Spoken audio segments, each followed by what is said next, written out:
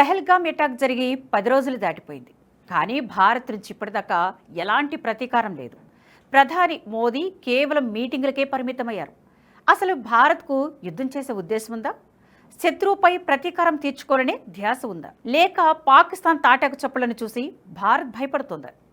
ఇవి సగటు భారతీయుడిని వేధిస్తున్న ప్రశ్నలు. ఈ విషయంలో ప్రతిపక్షాలు కూడా మోదీపై ఆరోపణలు గుప్పించే కార్యక్రమాన్ని నిరాటంకంగా కొనసాగిస్తున్నాయి. ప్రతిపక్షాల ఆరోపణలను కాసేపు పక్కన పెడితే పెహల్గాం ఘటన జరిగి రోజులు గడుస్తున్నా మోదీ ప్రభుత్వం ఎందుకు ప్రతీకార చర్యలు తీసుకోవడం లేదనే ప్రశ్న మదిలో మెదలడం సహజం. ఎందుకంటే అభివృద్ధి, పాలనాపరమైన అంశాల్లోనే మోదీ బిజీగా ఉన్నారు. పాకిస్తాన్ కౌంటర్ అటాక్కు సంబంధించి ఎలాంటి కార్యాచరణ కనిపించడం లేదు. ఉగ్రవాద దాడి జరిగిన 2 రోజులకే బీహార్లో పర్యటించారు. పలు అభివృద్ధి కార్యక్రమాల్లో పాల్గొన్నారు. ఆ తర్వాత ఎప్పటిలాగే దేశ ప్రజలకు మన్ కీ భారత్ వినిపించారు. ఆ తర్వాత ఢిల్లీలోని భారత మండపంలో జరిగిన యుగం కార్యక్రమంలో పాల్గొన్నారు. ముంబైలో జరిగిన world audio visual summit waves సదస్సులో ప్రారంభోపన్యాసం చేశారు. ఇక శుక్రవారం ఉదయం కేరళ వెళ్లి విజయజం సీపోర్ట్ను జాతికి అంకితం చేసిన ప్రధాని అదే రోజు మధ్యాహ్నానికి అమరావతిలో అడుగుపెట్టారు. నవ్యాంధ్ర రాజధాని అమరావతి పనులకు పునః ప్రారంభోత్సవం చేశారు. 58,000 కోట్ల విలువైన వివిధ ప్రాజెక్టులకు మోదీ శంకుస్థాపన చేశారు. ఇలా శంకుస్థాపనలు, ప్రారంభోత్సవాలతో ప్రధాని మోదీ బిజీగా గడుపుతున్నారు. అయితే పైకి పాలనాపరమైన అంశాలకే పెద్దపీట వేస్తున్నట్లు కనిపిస్తున్నప్పటికీ పెహల్గాం విషయంలో చాలా సీరియస్ గానే ఉన్నారు మోదీ. నిజానికి బీహార్తో పాటు వివిధ సభల్లో మోదీ మాట్లాడిన మాటల తీరును గమనిస్తే పాకిస్తాన్ అంతు చూసే వరకు వదిలిపెట్టేది లేదన్న సంకేతం స్పష్టంగా గోచరిస్తోంది. ఇప్పటికిప్పుడు ప్రతీకార దాడులకు పూనుకోకపోయినా తన చర్యల ద్వారా పాకిస్తాన్కు వణుకు పుట్టేలా చేశారు ప్రధాని. పెహల్గాం ఘటన జరిగిన వెంటనే పలు కఠిన నిర్ణయాలు తీసుకున్నారు. పాకిస్తాన్కు వీసాలు రద్దు చేశారు. సింధు జలాలను ఆపేస్తూ నిర్ణయం తీసుకున్నారు. వేల మంది పాకిస్తాన్ జాతీయులను బోర్డర్ దాటించారు. కశ్మీర్లో దాదాపు 3,000 మందిని కస్టడీలోకి తీసుకున్నారు. భారత్లోని పాకిస్తాన్ ఎంబసీని నిషేధించారు.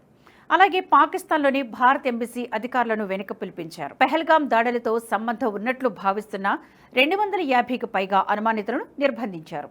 ఘటన జరిగిన వెంటనే 20 అగ్రదేశాల అధినేతలకు భారత విదేశాంగ శాఖ సమాచారం అందించింది. US, UK, Japan, China, Italy, Russia, జర్మనీతో పాటు పలు యూరోపియన్ దేశాలతో విదేశాంగ మంత్రి జయశంకర్ మాట్లాడారు. ఇంకా మిగతా దేశాలతో ఆయన మాట్లాడుతూనే ఉన్నారు. సెక్యూరిటీ, పొలిటికల్, ఎకనామిక్ అఫైర్స్ పై ఏర్పాటైన వివిధ క్యాబినెట్ కమిటీలతో విస్తృత స్థాయిలో చర్చలు జరిపారు మోదీ. అంతేకాదు రక్షణ మంత్రి రాజ్నాథ్ సింగ్, జాతీయ భద్రతా సలహాదారు అజిత్ దోవల్, విదేశాంగ మంత్రి జయశంకర్, సిడిఎస్ జనరల్ అనిల్ చౌహాన్తో పాటు త్రివిధ దళాధిపతులతో బ్యాక్ టు బ్యాక్ మీటింగ్స్ జరుపుతూనే ఉన్నారు. మరోవైపు ప్రధాని మోదీ త్రివిధ దళాలకు ఫ్రీ హ్యాండ్ ఇచ్చేశారు. ఆయా దేశాల్లోని భారత దౌత్యవేత్తలు అక్కడి విదేశాంగ మంత్రులతో సంప్రదింపులు జరిపారు. వారి మద్దతు కూడగట్టి పాకిస్తాన్ ఏకాకిని చేశారు. దీంతో పాకిస్తాన్ దిక్కుతోచని స్థితిలోకి వెళ్లిపోయింది. ఎంతలా అంటే ఆర్మీకి ప్రజలకు మధ్య ఆ దేశ ప్రధాని షహబాజ్ షరీఫ్ నలిగిపోతున్నారు. మరోవైపు అగ్రదేశాల ఆగ్రహంతో మానసిక ఒత్తిడిని తట్టుకోలేక ఆసుపత్రి పాలయ్యారు. తాజాగా పాకిస్తాన్ నుంచి దిగుమతులపై కూడా భారత్ నిషేధం విధించడంతో ఉగ్రవాద దేశం ఉక్కిరిబిక్కిరవుతుంది. ప్రతీకార దాడులు మినహా పాకిస్తాన్ పీచమణిచే అన్ని కార్యక్రమాలను మోదీ నిరాటంకంగా సాగిస్తున్నారు. అయితే ప్రతీకార దాడుల విషయంలోనూ మోదీ వద్ద పక్కా ప్రణాళిక సిద్ధం చేసే ఉంటారనేది నిపుణులు చెబుతున్న మాట. పంజా విసిరే ముందు పులి కొన్ని అడుగులు వెనక్కి వేస్తుందంటారు. మోదీ తీరు కూడా అలాగే ఉంటుందనడం అతిశయోక్తిగా అనిపించినా ఇది 100కి 100 పాళ్ల నిజం. ఒకసారి గత చరిత్ర పరిశీలిస్తే మనకు ఈ విషయం స్పష్టంగా అర్థమవుతుంది. శత్రువు ఊహించిన దారిలో కాకుండా ఊహకు అందని రీతిలో దెబ్బ కొట్టడం మోదీ యుద్ధ నీతి. ఉరి అటాక్ తర్వాత సర్జికల్ స్ట్రైక్స్ విషయంలో కానీ, పుల్వామా ఘటన తర్వాత బాలాకోట్ ఎయిర్ స్ట్రైక్స్ విషయంలో కానీ మోదీ ఏమాత్రం తొందరపడలేదు. దాదాపు 2 వారాల గ్యాప్ తీసుకున్నారు. అప్పుడు కూడా ఇలాగే పాలనాపరమైన కార్యక్రమాల్లో బిజీగా ఉంటూ కనిపించారు. ఉదాహరణకు ఉరి ఘటనని తీసుకుందాం. 2016 సెప్టెంబర్ 18న జమ్మూ కాశ్మీర్లోని ఉరి ఆర్మీ బ్రిగేడ్ హెడ్ క్వార్టర్స్పై 4 పాకిస్తాన్ ప్రేరేపిత జైషే మహమ్మద్ ఉగ్రవాదులు దాడి చేశారు. ఈ దాడిలో 19 మంది భారత జవాన్లు మరణించారు. ఈ దాడి జరిగిన తర్వాత 10 రోజులకు అంటే సెప్టెంబర్ 28న భారత సైన్యం పాకిస్తాన్ భూభాగంలోకి చొరబడి సర్జికల్ స్ట్రైక్ చేసింది. పలు ఉగ్రవాద సంస్థల నాయకులను, ఉగ్రవాదులను తుదముట్టించింది. అయితే ఈ 10 రోజుల కాలంలో మోదీ నిబ్బరంగా తన పని తాను చూసుకుంటూ వెళ్లారు. సర్జికల్ స్ట్రైక్స్కు 2 రోజుల ముందు సిఎస్ఐఆర్ ప్లాటినం జూబ్లీ ఫంక్షన్లో పాలుపంచుకున్నారు. పలువురు శాస్త్రవేత్తలతో సమావేశమయ్యారు. ఇక సర్జికల్ స్ట్రైక్స్ ముందు రోజు అంటే సెప్టెంబర్ 27న కూడా మాతా అమృతానందమయి 63వ జన్మ దినోత్సవంలో పాల్గొన్నారు. అంతేందుకు సర్జికల్ స్ట్రైక్స్ జరిగిన రోజు కూడా ప్రధాని ప్రగతి ప్రోగ్రాంలో పాల్గొన్నారు. ఇక 2019 ఎయిర్ స్ట్రైక్స్ విషయంలోనూ అంతే. 2019 ఫిబ్రవరి 14న జమ్మూ శ్రీనగర్ హైవేపై వెళుతున్న ఆర్మీ కాన్వాయ్పై పుల్వామా వద్ద ఉగ్రవాదులు దాడి చేశారు. పాకిస్తాన్ ప్రేరేపిత జైషే మహమ్మద్, లష్కరే తోయిబా చేయించిన ఈ ఆత్మాహుతి దాడిలో 40 మంది భారత జవాన్లు ప్రాణాలు కోల్పోయారు. అయితే దీనికి 12 రోజుల తర్వాత అంటే ఫిబ్రవరి 26న పాకిస్తాన్పై ఎయిర్ స్ట్రైక్స్ చేసిన భారత్ బదులు తీర్చుకుంది. ఉగ్రవాదుల స్థావరాలను మట్టుబెట్టి వందల సంఖ్యలో ఉగ్రవాదులను అంతమొందించింది.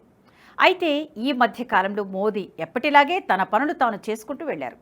2019 ఫిబ్రవరి 24న 53వ మన్ కీ బాత్లో తన వాణిని వినిపించారు. అదే రోజు ప్రయాగ్రాజ్లో స్వచ్ఛ కుంభ్ కార్యక్రమంలో ప్రసంగించారు. స్వచ్ఛ ఆభార కార్యక్రమంలో పాల్గొన్నారు. అదే రోజు యూపీలోని గోరఖ్పూర్లో జరిగిన పీఎం కిసాన్ సమ్మాన్ నిధి యోజన సభకు హాజరయ్యారు.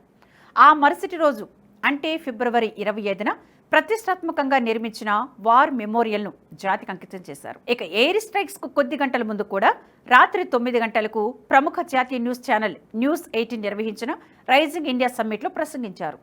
ఆ మరుసటి రోజు తెల్లవారేసరికి ప్రపంచానికి తెలియకుండా పాకిస్తాన్పై ఎయిర్ స్ట్రైక్స్ ముగించేసింది భారత్. అయితే ఎయిర్ స్ట్రైక్స్ భాగంగా పాకిస్తాన్ అధునాతన F-16 యుద్ధ విమానాన్ని పాత తరం సుఖైతో విజయవంతంగా కూల్చేసిన మన వింగ్ కమాండర్ అభినందన్ వర్ధమాన్ ప్రమాదవశాత్తు పాకిస్తాన్ భూభాగంలో పడిపోయారు. దీంతో పాకిస్తాన్ ముష్కర సైన్యం చేతికి చిక్కారు. అయితే ఆయనను వెనక్కి తీసుకొచ్చే విషయంలోనూ ప్రధాని మోదీ ఆత్మనిర్భరాన్ని ప్రదర్శించారు. ఎక్కడా ఆవేశాలకు లోను కాకుండా పని పూర్తి చేశారు.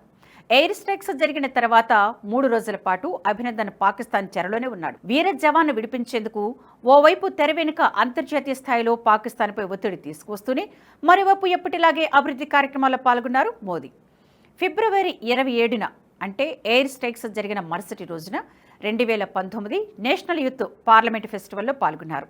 ఆ మరుసటి రోజు ఫిబ్రవరి 28న ప్రముఖ శాస్త్రవేత్త డాక్టర్ సువేంద్రనాథ్ భట్టాచార్యకు శాంతి స్వరూప్ భట్నగర్ ప్రైజ్ను ప్రదానం చేశారు.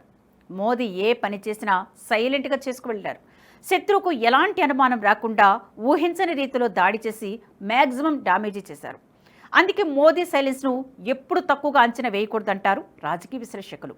ఇప్పుడు కూడా మోదీ ప్రశాంతత శత్రువుకు తప్పకుండా ప్రమాదాన్ని సూచిస్తుందనడంలో ఎలాంటి సందేహం లేదు. పాకిస్తాన్ పీచమణిచే కార్యాచరణ బిహైండ్ ద స్క్రీన్ నడుస్తూనే ఉంటుంది. ఇప్పటికే సైనిక బలగాలకు నిఘా వ్యవస్థలకు మోదీ ఫ్రీ హ్యాండ్ చేశారు. అంటే వారు ఇప్పటికే వ్యూహరచనలో నిమగ్నమైపోయి ఉంటారు. ఈసారి ప్రపంచ దేశాలు ఆశ్చర్యపోయేలా పాకిస్తాన్ మరో 100 ఏళ్లు గుర్తుపెట్టుకునేలా ప్రతీకార చర్య తప్పకుండా ఉంటుందనడంలో అతిశక్తి ఉండకపోవచ్చు. ఈ వీడియో మీకు నచ్చినట్టయితే లైక్ చేయండి, 10 మందికి షేర్ చేయండి. అలాగే కామెంట్ల రూపంలో మీ అభిప్రాయాలను మాతో పంచుకోండి. Nationalist hub group of channels ను సబ్స్క్రైబ్ చేసుకుని తెలుగునాట జాతీయవాద జర్నలిజాన్ని ప్రోత్సహించండి. ఈ వీడియో కింద ఉన్న బెల్ ఐకాన్ పై క్లిక్ చేయడం మర్చిపోవద్దు.